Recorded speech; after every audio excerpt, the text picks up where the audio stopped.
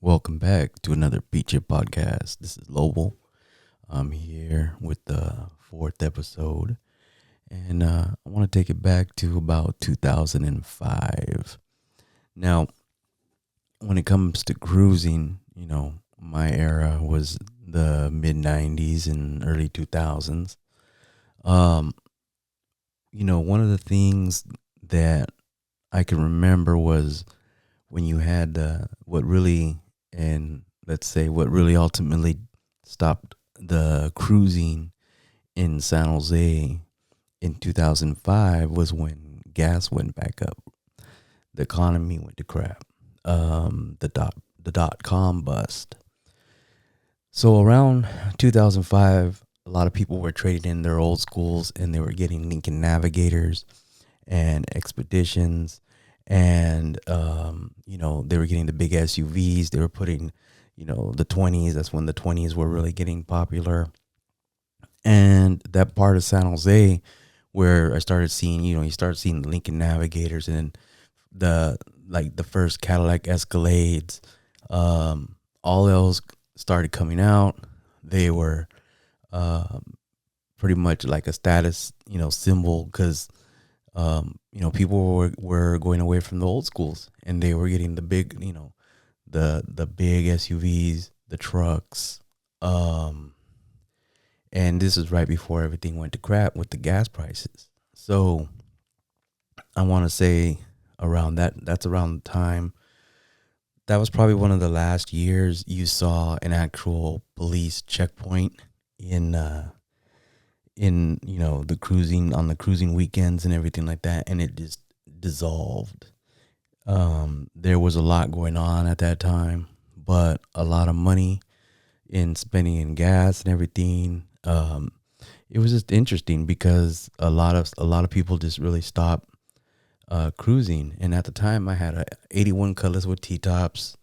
We went out there. I remember being out there, and it just like got quiet out of nowhere, and a lot of the cruising, it just started like it was only on like Saturday night, and then there just wasn't nobody out there.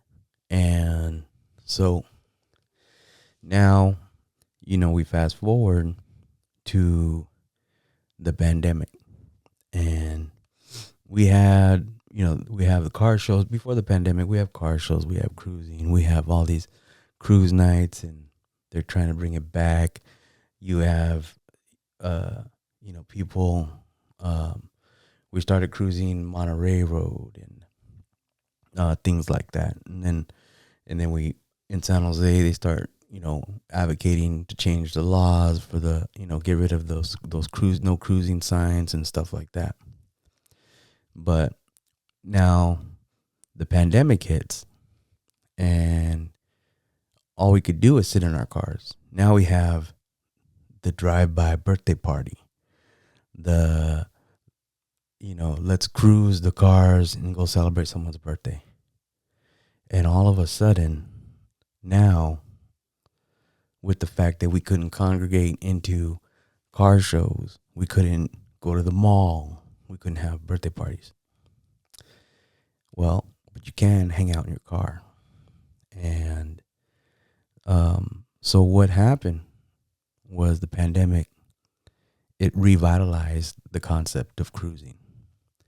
It revitalized, it changed terms, drive-by birthday party. Now, we all know what that meant in the 90s. And, so you look at um, the first year of the pandemic, and I mean, I think for Cinco de Mayo, I was in San Jose Friday night. I was in, I believe I was in I think I was in Modesto Saturday, and I was in Sacramento on Sunday. And it was packed. All those venues were packed. And now then you see, all the different cruise nights, packed cars. You see everybody buying cars, selling cars left and right.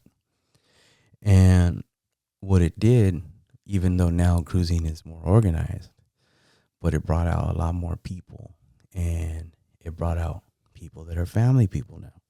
It brought out, you know, um, it just brought out more people. People decided, oh, I'm just gonna buy that car. Life is short. I'm just gonna buy the lowrider. I'm gonna go take it cruising. And so for the first year, 2020, I think 2021, man, it was cruise night after cruise night after cruise night. And honestly, it was great.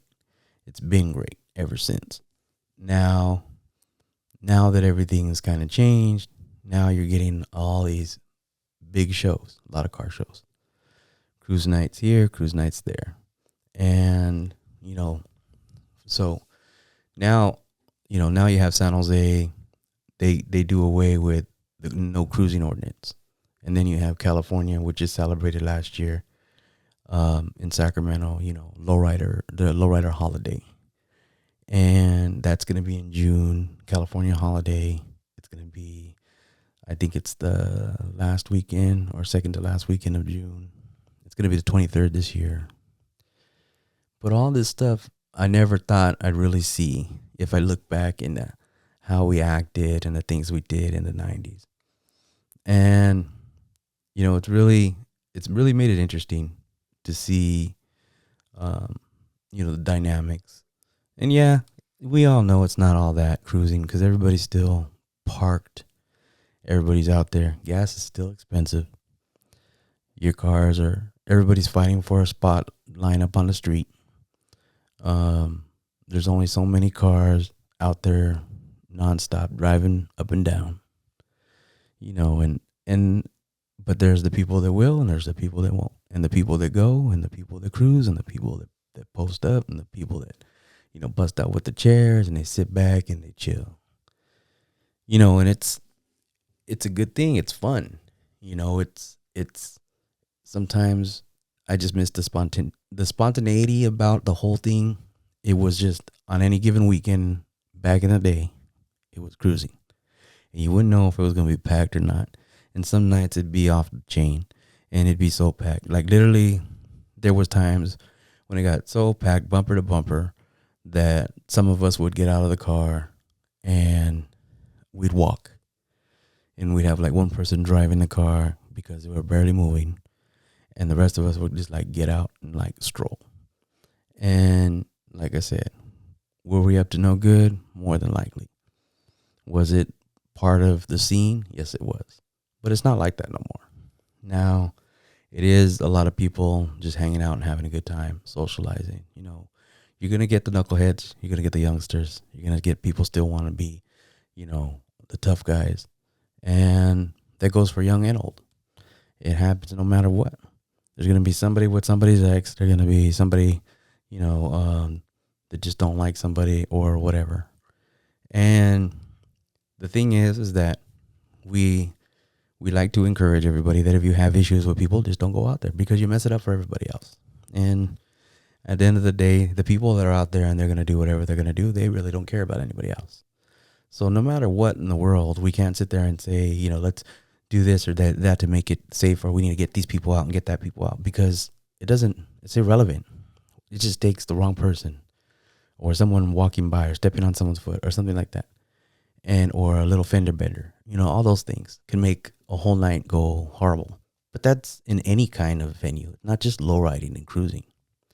And I think that a lot of times we just don't understand that we have to take the good with the bad and look at the positive and, reinforce the things that are good, being out there with family, being out there, you have the vendors out there now and they're making their money. And, sometimes it kind of gets to me. I'm not too big of a fan of the vendors these days because it's supposed to be a cruise. It's supposed to be a kickback. And everybody wants to try to be out there making money, doing this, doing that. And I get that because I'm out there trying to make money. But I'm catching footage of the cruising, the video of the cars, the cars hopping and everything else like that. But yeah, I mean, even though we have all these other extra things, when you go out there on any given cruise night, it's always the best footage for me when it comes down to covering it. And I think it's the best vibe, honestly, because it's more fun, more action. And that's the biggest thing. Cruising is about the spontaneous kickback action. You go and come as you please. You go out there with your friends. You don't have to buy tickets. You don't have to, pay for a spot.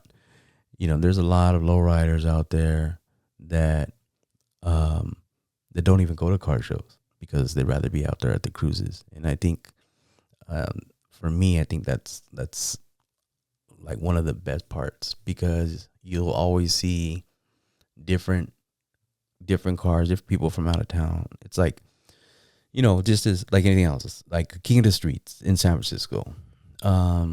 That's also a cruise, and it's one of the only the best part about it is they actually get a permit to cruise in the Mission. And you'll go to that event. I tell people all the time, if you really want to go to a NorCal event, King of the Streets in San Francisco, because you get to cruise out there in the Mission. They do the car show, they do the hop, and then everybody goes to the Mission to go cruising. It's permitted. The cars, they literally have no parking signs for any other cars. It's only reserved for lowrider parking. We cruise until about 9:00. It's packed. It's a big party in the streets. Now, highly recommend. One of the best times ever. The vibe, just love the vibe. People are starting to come from out of town. The biggest thing that I like is it's once a year. So it becomes a destination event. That's one of the things that I always stress to other people, even car show promoters and stuff. If you have too many car shows in one area, you kind of get burnt out. And if you cruise nowadays, that if you cruise too much or too many cruises in one area, people are going to get burnt out. And so a lot of times, if Hayward's doing a cruise, you don't want to do a cruise in San Jose, and we all are trying to put things together so it falls on a weekend where there's nothing else going on. Sometimes there's a car show, but that's a different story. But I think the best nowadays, you have to look at, like, there's many times I'll travel and go to Van Nuys when they're doing a cruise out there. I think hopefully I can make it out a couple times this year down south. I want to go to Whittier again. I went one time. I've only been out there one time, and it was fun. And so these cruises, and that's one of the things, that reason why I want to start talking about cruising and keep it going, was to, reminisce. I want to eventually do a second series for cruising. I want to bring people in from, maybe the 70s, somebody that wants to talk about it, different eras. And I want to bring, people, their stories from wherever they're from. May it be, Southern California, may it be Texas, may it be, New Mexico, Arizona, Colorado, wherever. Because I do want everybody to hear the similarities and the differences. And it would be great to be able to, like, kind of tell stories. And, as long as we don't tell on ourselves too much, we knowing some of the stuff we've done, but, the good times, and run with it, because it is nostalgic. And a lot of people don't understand, cruising wasn't always just lowriders. It was just people in cars cruising down the street. And, you had a system or you didn't. You had a hoopty. We didn't have Bluetooth speakers back then. People had actual cassette decks, or, they had regular, like, stereo with the D batteries, and they were bumping that. They had no stereo in their car, and, sometimes you just had a radio that only got radio, like FM radio, and, or you had it hooked up to like a Discman or something, and, is way before all the thumb drives and the everything else, and just connected to your phone. So, but yeah, one of the things I just want to appreciate everybody that's taking the time to listen to, this first series, cruising, and this will be the last episode. And if you have any ideas, or if you're interested in joining me in a podcast and talking about cruising from your area, your day, your prime, or, just in general, please look me up, go to the website. You can email me or you can hit me up on any social media. So with that being said, thank you for listening to this series, the cruising series, with another Pinche podcast. And I will be putting together the next series very soon. All right. Thank you for your support. And I'm out. Pinches Lowriders.